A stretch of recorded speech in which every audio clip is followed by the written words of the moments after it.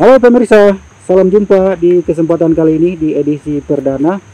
Di sini kita akan bahas tentang mengapa vaksin itu penting, dan ini kata Dr. Roni Owagai. Dan saya sudah bersama Dr. Roni Owagai. Halo, dokter. Halo. Kabar bagaimana nih? Kabar sangat baik. Oh, luar biasa. Dan syukur sekali kalau kabarnya baik. Dan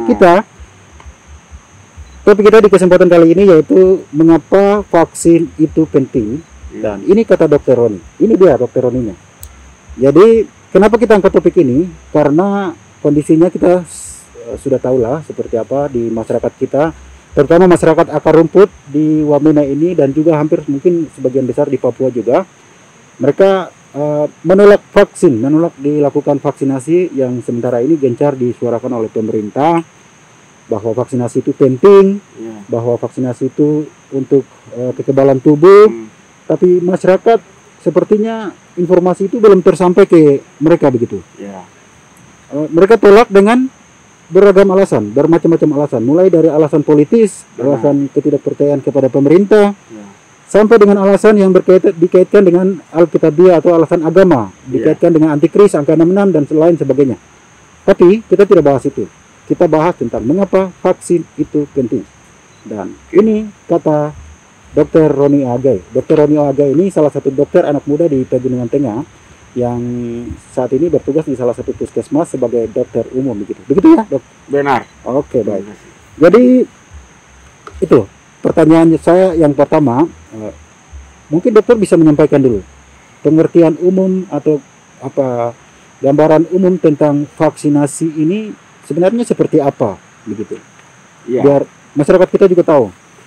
Benar, rata-rata memang seperti Bung bicarakan tadi, masyarakat kita di kampung-kampung ini semua menolak. Nah, ini terima kasih karena ini bagian dari salah satu sosialisasi supaya masyarakat bisa mengerti.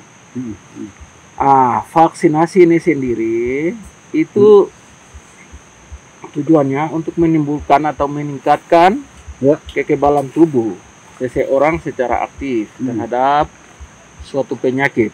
Salah satunya corona ini. Itu proses vaksinasinya.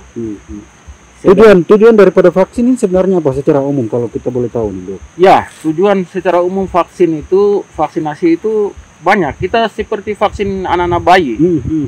Anak-anak bayi itu kita kasih vaksin polio, vaksin BCG itu untuk TB, vaksin polio itu untuk penyakit polio, vaksin campak itu untuk supaya dong jangan kena campak, kemudian vaksin DPTHB itu supaya dong mereka tidak kena difteri dan tetanus. Nah itu semua sejak lahir itu dikasih macam vaksin HB0 itu dikasih supaya dia tidak kena hepatitis B. Itu vaksin secara normal itu sama semua. Tujuannya sama. Tujuannya sama. Tapi kebetulan corona ini baru muncul. Nah, ini perlu vaksinasi. Nah, tapi itu kita perlu sosialisasi kayak begini. Tujuannya itu untuk meningkatkan daya tahan tubuh seseorang. Nah, daya tahan tubuh itu apa? Ini bisa kita secara di Wamena ini kita bisa gambarkan seperti kita bikin rumah, ada pagar kan tidak?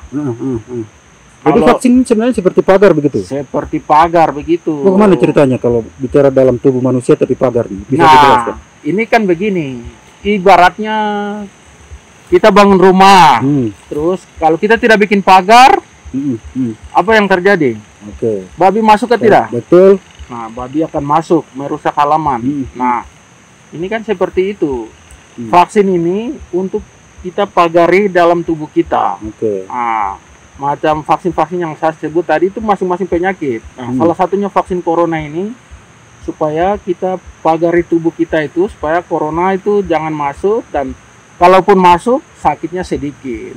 Tidak separah itu yang sesak sekali dan bisa meninggal, itu risikonya dikurangi dengan vaksin ini. Tujuannya untuk meningkatkan kekebalan tubuh itu. Tapi informasi yang ada di masyarakat saat ini, orang sudah vaksin tapi tidak ada jaminan untuk sembuh atau untuk tidak kena corona, terus harus pakai masker juga, harus cuci tangan dan lain sebagainya harus dipatuhi begitu. Itu sebenarnya bagaimana, Dok? Ya, ini yang biasa salah mengerti masyarakat kita itu begitu. Orang vaksin berarti dia tidak akan kena. Masyarakat kita punya pandangannya seperti ini. Sebenarnya bukan begitu. Kita vaksin bukan berarti dia tidak akan kena, tidak. Tapi resiko untuk sakit yang lebih parah itu dikurangi karena sudah vaksin, tubuh kita ini sudah tahu kebal begitu, sudah tahu ada jenis penyakit ini yang masuk. Tubuh kita dia sudah siap gitu. Sudah siap untuk dapat serangan. Ketika serangan itu datang, tubuh kita sudah siap. Kalau kita belum pernah vaksin, tubuh kita itu tidak tahu apa-apa. Itu sama dengan orang Wamena ini pergi ke Jayapura. Bung pernah kena malaria? Pernah ke Jayapura, betul. Baru pertama kali ke Jayapura tuh dapat serang dari malaria langsung. Itu tuh sakitnya bagaimana? Itu sudah bisa sudah itu. Seperti itu dia. Kita kalau belum pernah kena, kita ke Jayapura itu malarianya saya juga hampir mati, Pak. Kena malaria. Belum pernah ke Jayapura. Itu antibodi kita belum ada terbentuk. Tujuan vaksin ini sama dengan itu, supaya sebelum kita kena corona, kita divaksin supaya ada daya tahan tubuh kita ini baik. Ketika sakit datang tidak meninggal, tidak sakit lebih parah. Itu yang tujuannya. Tapi sebenarnya, dokter, vaksin ini terbuat dari apa sehingga ini masyarakat ini banyak pengertian dan banyak alasan dengan dikaitkan dengan segala macam alasan, sampai dengan berkaitan dengan Alkitabiah bahwa ini akan ada chip yang dimasukkan begitu ke dalam tubuh melalui suntikan vaksin sampai dengan kita bisa terdeteksi ketika kemana-mana. Sebenarnya secara medis ini seperti apa? Oke, ini vaksin itu dia salah satu produk biologi. Isinya itu antigen, artinya ada proses untuk membuat vaksin ini melalui beberapa tahap sampai melibatkan ribuan profesor dan juga penelitian yang besar. Setelah mikroorganisme atau antigen ini diproduksi, baik itu zat yang dihasilkan, yang diolah sedemikian rupa sehingga aman, orang terima, membentuk namanya kekebalan tubuh. Itu vaksin ini itu produk biologi. Tapi kalau orang kaitkan dengan vaksin ini, kita akan kena angka 66, itu ada chip di dalam. Itu kan sudah sangat susah. Saya juga beberapa teman-teman pendeta ini saya juga sharing gini gimana menurut Alkitab. Apalagi berkaitan dengan Alkitab memang harus ada tokoh gereja atau orang yang berkaitan dengan itu. Memang itu kita harus punya penjelasan kepada tokoh-tokoh gereja, terus masyarakat ini dengan baik. Artinya sejak di Wahyu 13 itu kan pemerintahan antikris akan muncul angka 66. Ini kan tidak sama dengan vaksin ini. Kalau faktanya sejak muncul di Cina itu tidak seperti angka 66. Kalau angka 66 itu kalau dia muncul, berarti umat Kristen atau pengikut yang percaya Tuhan Yesus, itu pasti dihukum dan lain-lain. Itu tidak terjadi. Terus chip itu mau masuk, si cairan itu bagaimana itu? Disebut kecil sekali ya. Bro, isinya cairan. Betul. Ini cairan ini kan vaksin biasa, tapi itu tidak mungkin sekali masuk. Kalau chip secara tidak sengaja, chip-chip itu sebenarnya kita sudah gunakan macam di HP, kartu HP, terus macam kartu keluarga, akte lahir, ini kan sudah pakai chip-chip. Itu boleh chip. Tapi kalau vaksin ini tidak bisa dikaitkan dengan angka 66. Oke. Terus dokter, ini biasanya masyarakat salah satu alasan itu bukan hanya tentang vaksin, tapi semua tindakan medis itu adalah hak saya begitu. Masyarakat sering beralasan begitu. Hak saya mau terima dan tidak itu hak saya. Sementara ini kondisinya pandemi begitu, tidak ada yang bisa hindari. pandemi yang artinya mungkin seluruh dunia dan Ya. itu dibutuhkan penanganan melalui vaksinasi. Ini bagaimana sebenarnya sekarang ini? Ya, ini tujuan pemerintah ini sebenarnya untuk mendapatkan namanya herd immunity, Ya, kekebalan kelompok. kelompok atau komunal gitu. Ya. Nah, ini kalau sebanyak orang yang divaksin, Semakin banyak itu- orang yang divaksin ya. semakin banyak orang yang divaksin, orang-orang yang akan kena corona gejala penularan itu semakin akan berkurang. Semakin berkurang. Ya. Kalau seandainya kita tidak divaksin, itu kalau kena kan gejala berlebihan, itu satu orang ke satu orang itu akan naik. Apalagi Makin sekarang banyak orang yang kena COVID begitu. bisa naik.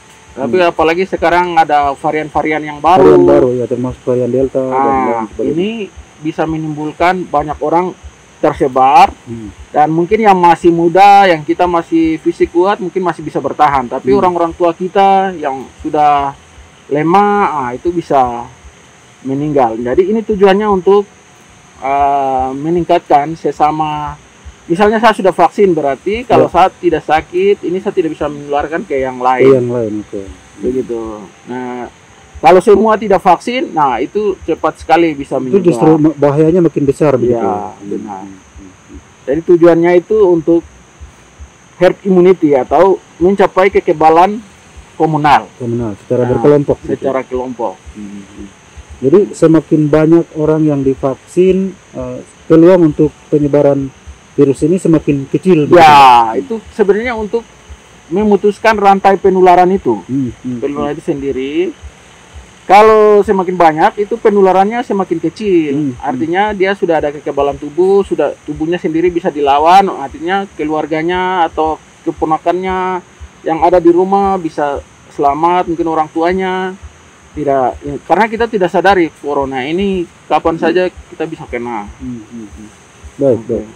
Yang berikutnya itu mungkin dokter bisa memberikan sedikit gambaran atau himbauan kepada masyarakat, semacam ajakan juga boleh, Ya. karena ini mulai dari pemerintah pusat sampai dengan pemerintah daerah ini sudah bicara tentang pentingnya vaksin ini, Ya. tapi masyarakat ini seperti tidak peduli dengan berbagai macam himbauan itu. Mungkin dokter sebagai salah satu dokter yang juga asli di Pegunungan Tengah ini bisa menyampaikan semacam himbauan atau ajakan bisa dikaitkan dengan bahaya yang mungkin bisa terjadi kalau kita tidak mau vaksin.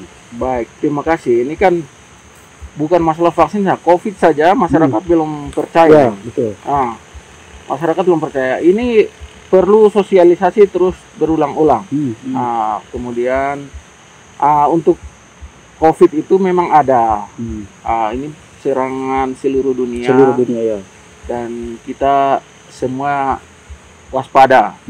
Dan di Wamena sendiri juga kita sudah tahu bagaimana angka sudah naik, Angka terus dan naik, beberapa orang meninggal, termasuk ada keluarga kita yang meninggal. Itu kita menyampaikan turut berduka, dan bagaimana kita yang hidup ini, bagaimana kita bisa jalani, dan ada usaha-usaha yang dilakukan. Salah satunya adalah vaksinasi. Vaksinasi ya. Supaya kita tidak tertular, atau dia walaupun tertular itu tidak gejala seberat apa yang kita tidak harapkan. Nah, kita perlu vaksin. Saya juga sudah vaksin. Jadi jangan takut. Orang bilang vaksin nanti menyala-menyala, inilah, terus ada inilah, itu sebenarnya hoax. Betul. Beberapa orang saya biasa vaksin orang juga. Saya sendiri sudah vaksin. Itu kita gejalanya tidak seperti itu, seperti yang tidak seperti yang orang beritakan atau orang bagi-bagi informasi yang sebenarnya tidak ada sumber. Tidak seperti itu. Seperti apa sebenarnya gejala atau sebenarnya saat pertama suntik itu sebenarnya tangan ini yang sakit. Memang kita pakai suntik bayi terus 0,5 cc. Nanti setelah pertama suntik, kemudian 28 hari lagi kita akan suntik yang kedua. Nah, itu sebenarnya gejalanya seperti suntik biasa, suntik yang lain. Kalau suntik itu memang tempat suntik sakit. Tapi sebelum suntik itu memang kita tanya dulu. Sebelumnya pernah sakit atau tidak, ada sesak napas atau tidak, ada hipertensi atau tidak, ada gula darah atau tidak. Nah, itu Diperiksa dulu ya. diperiksa dulu. Sebenarnya kalau dia bilang ada, oke, kita periksa dulu. Nah, dia punya riwayat penyakit sebelumnya ada, kita biasanya arahkan ke rumah sakit. Oke. Berobat dulu begitu. Di rumah sakit supaya periksa lengkap. Tidak bisa vaksin di puskesmas. Kami biasa layani orang vaksin di puskesmas. Nah, jadi tidak berarti setiap orang yang datang ke tempat vaksin langsung divaksin, tidak ya? tidak. Itu tidak. Itu ada prosedur screeningnya. Jadi sebelumnya ditanya dulu. Oke. Setelah demikian kita TNC. Kalau normal kita suntik. Kalau ada yang ini lebih, terus ada yang ini, itu kita arahkan ke rumah sakit. Jadi tidak semua sembarang kita langsung suntik, itu tidak ada. Jadi jangan takut suntik. Sebenarnya tujuan suntik vaksin itu baik. Dan supaya kita hidup baik. Kemudian ini juga pemerintah semua dari pusat sampai ini membuat satu syarat untuk penerbangan dan sebagainya, layanan publik. Untuk layanan publik. Nah, jadi mari datang vaksin. Dan tujuan untuk yang pelayanan publik itu tidak, tapi tujuan untuk jaga kesehatan kita masing-masing. Itu penting untuk sadarkan diri kita datang ke layanan. Dan itu pun kita tidak langsung vaksin, harus diperiksa dulu. Jadi jangan takut. Dan beberapa yang kita suntik memang tidak ada keluhan, semua baik. Itu. Jadi dok, ini salah satu alasan yang masyarakat tolak itu soal efek samping ini. Ya. Efek samping ini kan ada informasi-informasi yang banyak beredar di luar sana tentang ada yang setelah vaksin nanti jadi seperti ini, seperti itu. Padahal mungkin sebenarnya bukan hanya vaksinasi COVID saja yang punya efek samping, tapi kan mungkin obat yang lain, suntik yang lain juga kan sebenarnya ada efek samping juga ada. Ya. Dokter bisa itu semua jenis obat yang kita konsumsi itu ada efek sampingnya, termasuk vaksin, tapi vaksin tidak terlalu. Makanya sebelum divaksin itu kita screening dulu itu. Tapi itu jangan takut karena memang kalau usia 18 sampai 18 ke atas itu aman. Cuma kita harus hati-hati dengan orang tua, dengan anak-anak. Orang tua dan anak-anak ini kita arahkan ke rumah sakit. Harus diperiksa dulu spesialisnya, baru arahkan untuk suntik. Nah, dan informasi hoax itu lebih berkembang lebih cepat daripada informasi yang benar. Jadi kalau ada yang masih masih keluhan ini, datang ke puskesmas terdekat supaya konsultasi dengan dokternya.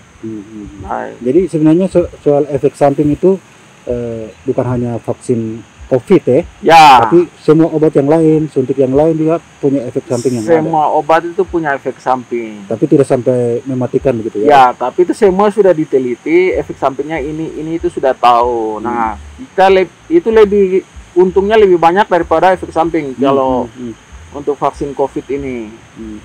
Karena kita sendiri seperti tadi bikin kekebalan untuk tubuh kita sendiri supaya ketika kita kena itu tidak sakit lebih parah.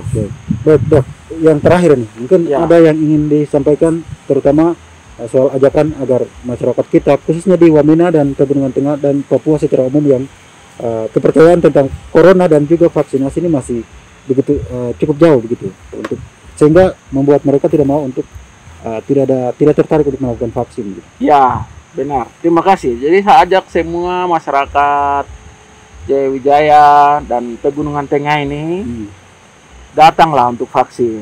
Nah, ini penting yang seperti tadi kita bahas supaya untuk jaga kita punya kekebalan tubuh ini, supaya itu baik.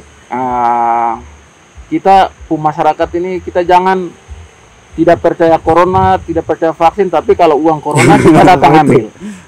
Uang corona datang berebutan di kampung. Nah, uang corona itu terlalu rebut. Nah, itu jangan. Tapi kita vaksin itu tujuannya baik, bukan untuk menjatuhkan atau bukan untuk apa-apa. Tapi pemerintah itu wakil Tuhan lah. Jadi dalam kitab suci juga demikian. Tidak mungkin pemerintah kasih yang tidak baik. Tidak mungkin kita dokter kasih yang tidak baik atau yang tidak benar. Itu kita sudah ikuti. Sumpah janji juga ada. Sumpah janji juga ada. tidak mungkin kalau kau tensi tinggi atau kau ada sesak napas kita kasih kau suntik vaksin. Jadi datang periksa saja. Itu semua ada prosedurnya dan tidak boleh takut. Nah, baik. Baik, Dokter Roni Oge, terima kasih. Siap. Untuk perbincangannya di kesempatan kali ini. Dan pemirsa, kalian jangan takut untuk vaksin karena setelah kalian datang ke tempat vaksinasi tidak langsung divaksin, tapi akan ditanya dulu. Jadi jangan takut untuk datang ke tempat vaksinasi. Terima kasih, jurnalis warga Noken, suara untuk warga.